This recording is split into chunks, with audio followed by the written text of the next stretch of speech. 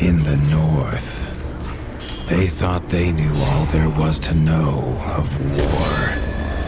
Until the War of the Rift.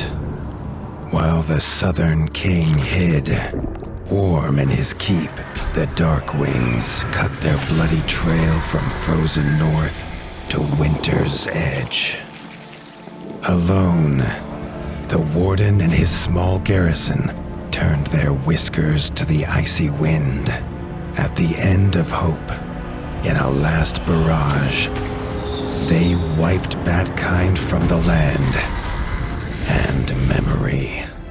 With no sign of the Darkwings' return, in time, few believed them little more than a fairy's tale.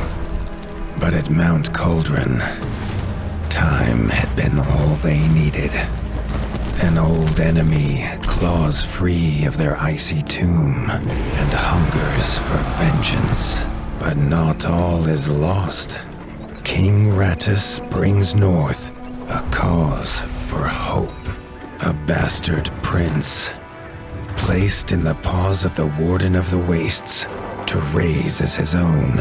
A secret of blood never to be told. Now, fate calls for a hero in a murderous screech, and one young rat will answer.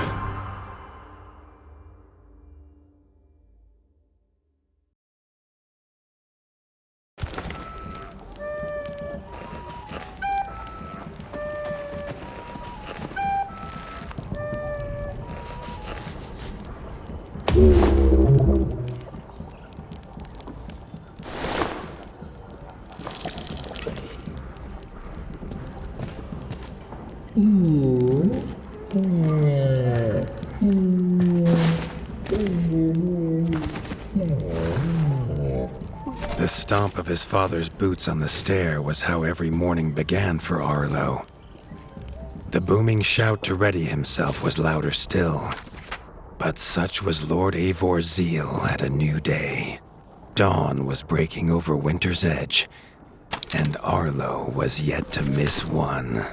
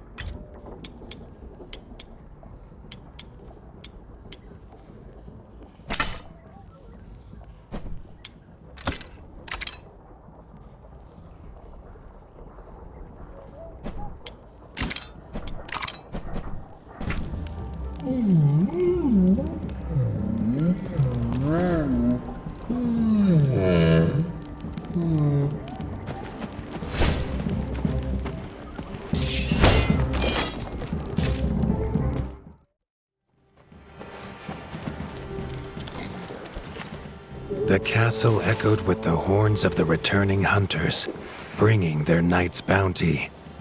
Arlo's little heart quickened to hear it. The only thrill to be found inside the high walls was a hunter's tales of what lay beyond them.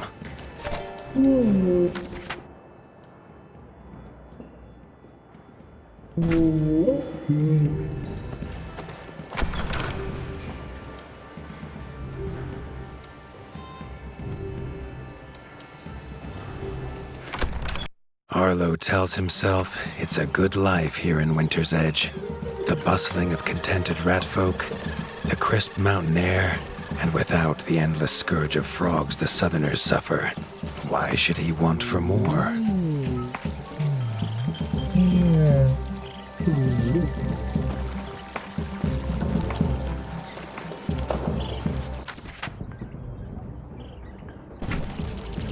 Chief Mason Leaf was the rat Arlo most admired. As younger brother to Lord Eivor, his carefree uncle never faced the burden of being Warden of the Wastes. With walls this strong, his duties were light, leaving him plenty of time for his nephew.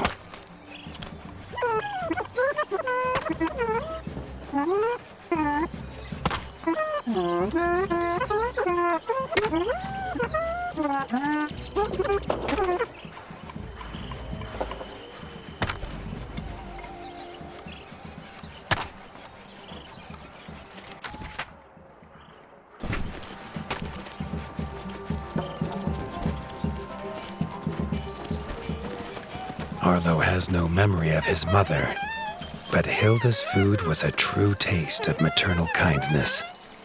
With the right ingredients, she would make meals nourishing to body and soul.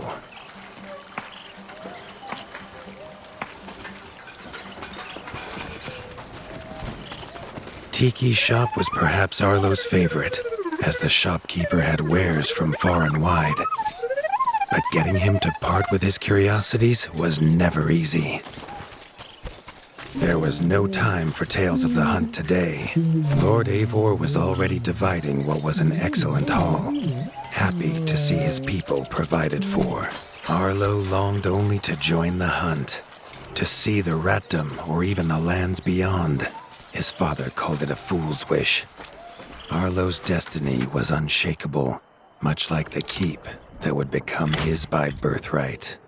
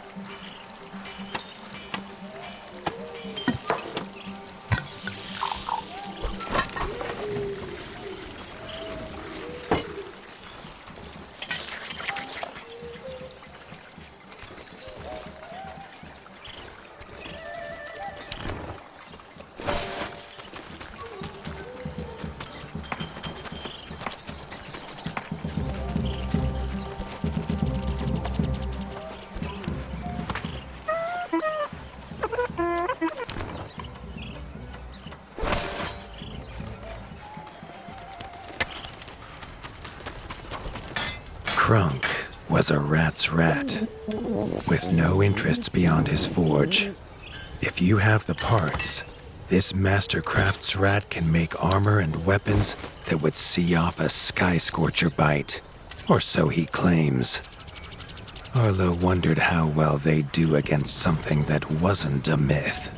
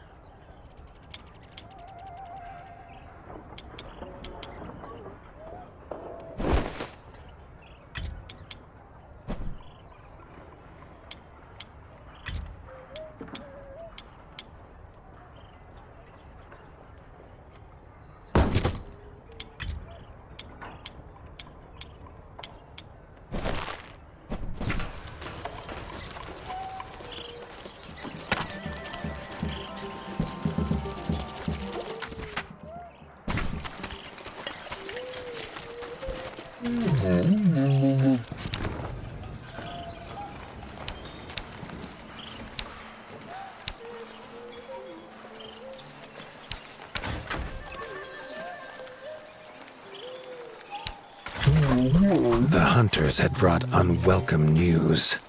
A family of the reviled creatures ratfolk called backstabbers had moved into the wastes. Eivor told his son to fetch his weapons.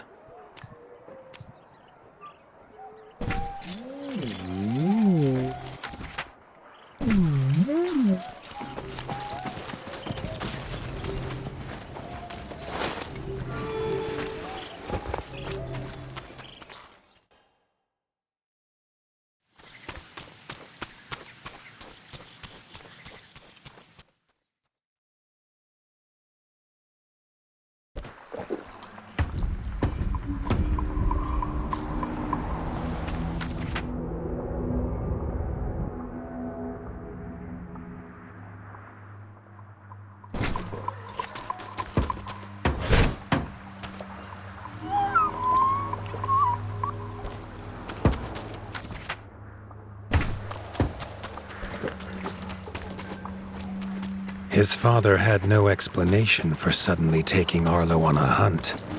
It even gave the hunters pause. Arlo had been taught to fight, and better than most. But rarely had he been tested. He was determined to prove himself. The rugged terrain of the outskirts could have taken all day to traverse, but Arlo's trusty grappling hook allowed him to swing between its many crevices.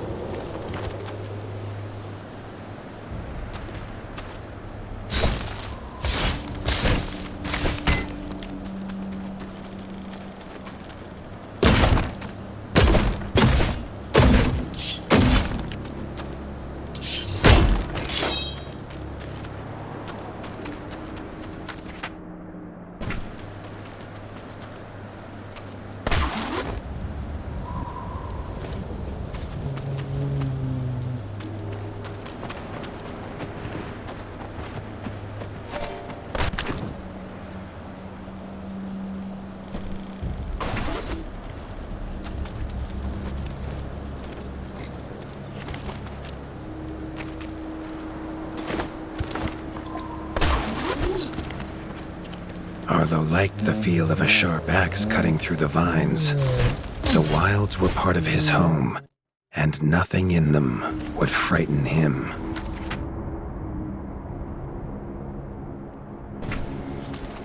The famous frostberry bushes of the wastes were in full fruit already. Their juice made a healthy tonic, though Lord Eivor preferred them fermented.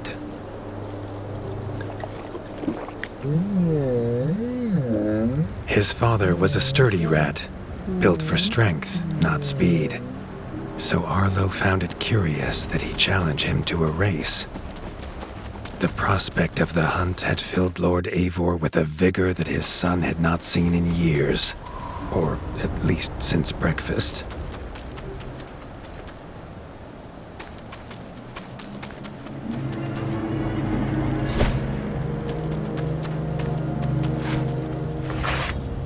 A warden fights the hardest battles, he told Arlo, and needs the sharpest blade. With that, Eivor gifted Arlo his own sharpening whetstone.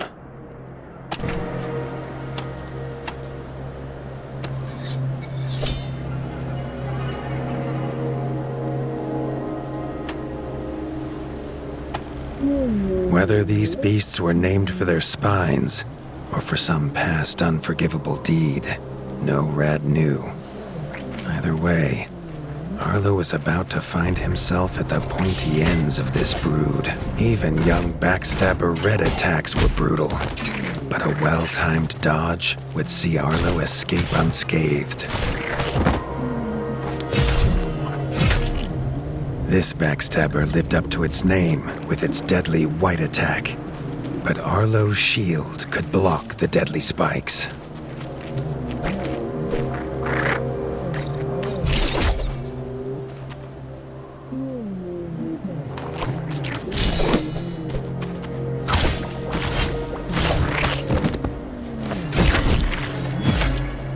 This young one used vicious yellow attacks.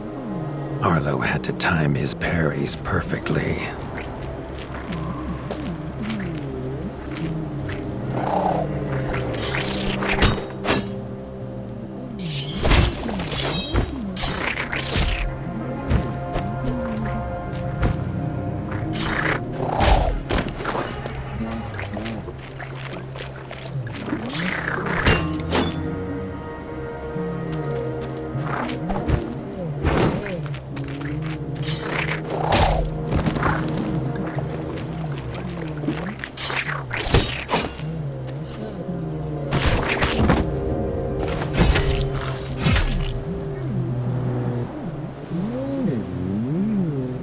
This mother had left her young to fight alone, but the same could not be said of Lord Eivor as he leapt to his son's side.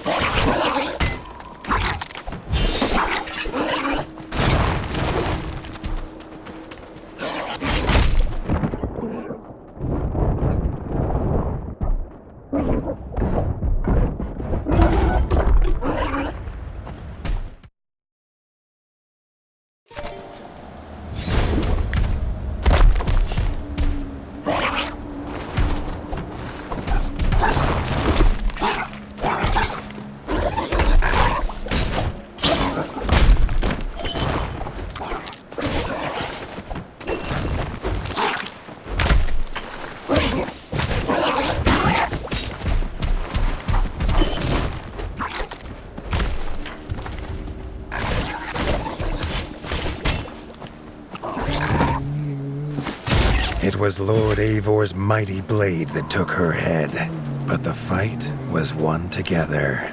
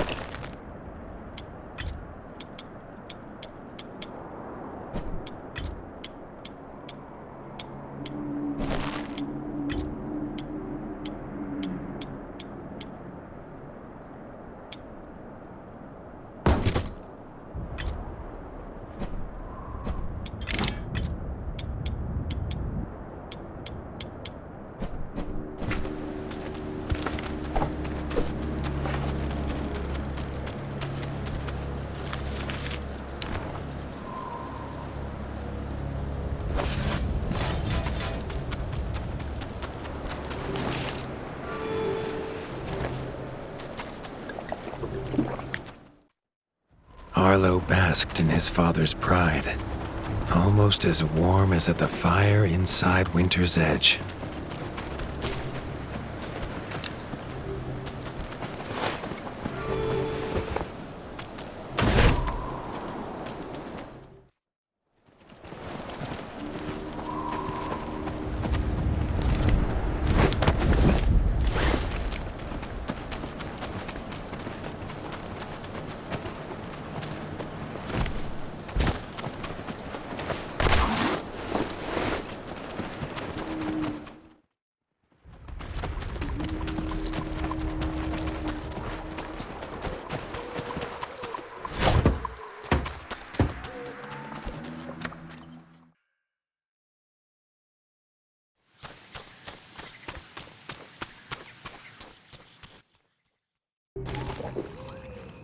Triumphant and keen to tell the tale of his son's victories, Lord Eivor set to a night of drinking with the elders.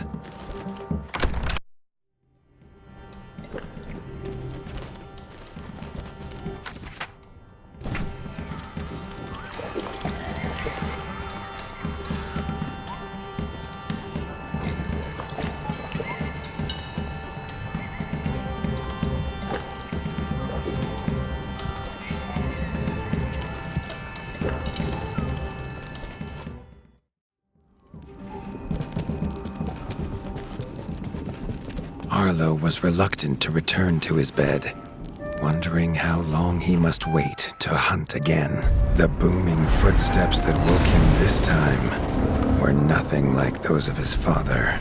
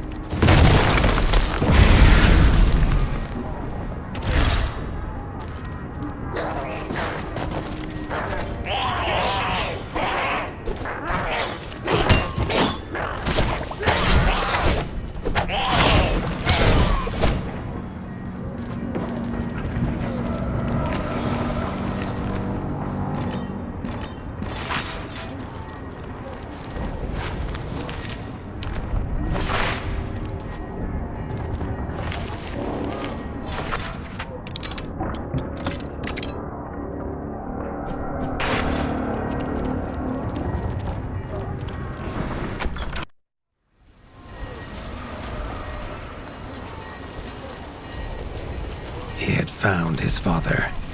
The Warden stood alone, holding back a whole Darkwing army, their cruel Count Kazak leading them. His father charged, but the Darkwing Count was as fast as he was strong. The Winter's crown tumbled to Arlo's feet, now without a head to rest on. There was no time to grieve his father, as from above the Count revealed his greatest weapon, a sky scorcher. Not a fairy's tale, but an undead beast whose very breath could level kingdoms. And its eye was trained on Arlo. All that came next was a fog of bloodlust, snapping jaws, and the beating of leathery wings. But there could be no victory. Arlo awoke, groggy and warm to his father's shouts. Only he wasn't in bed. The warmth was from the fire that had engulfed Winter's Edge, and the shouts were his uncle's. The only other survivor of the Darkwing attack, Leaf was bruised and his hind paws barely steady. He'd seen villagers flee to the outskirts. Arlo knew it was up to him to make them safe.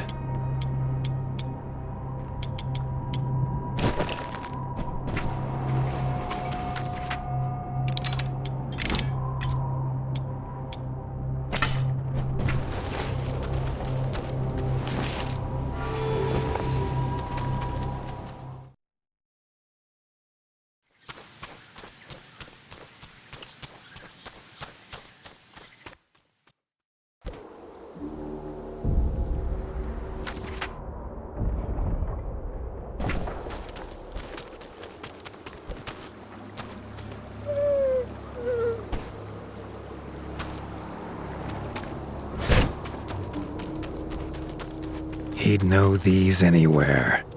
Krunk's smithy hammer and Hilda's chef's knife. Arlo wondered why they would leave them here.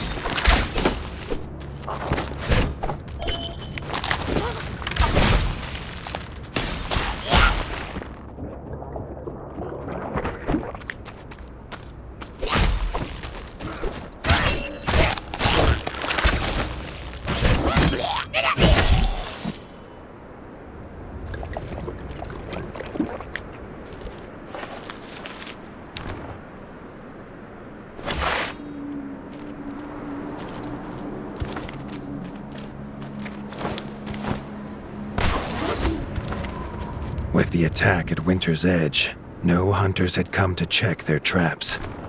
Arlo thought he might find a use for them.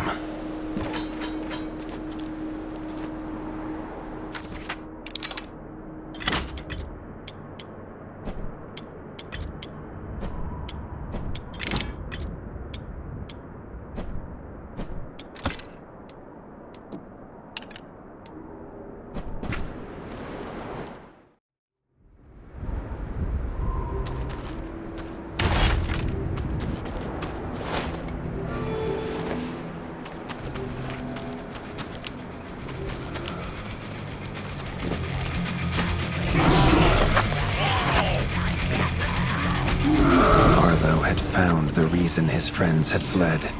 The taunting shrieks revealed that this was Baron Frostovic, son of the Darkwing who took his father, and therefore a perfect target for his revenge.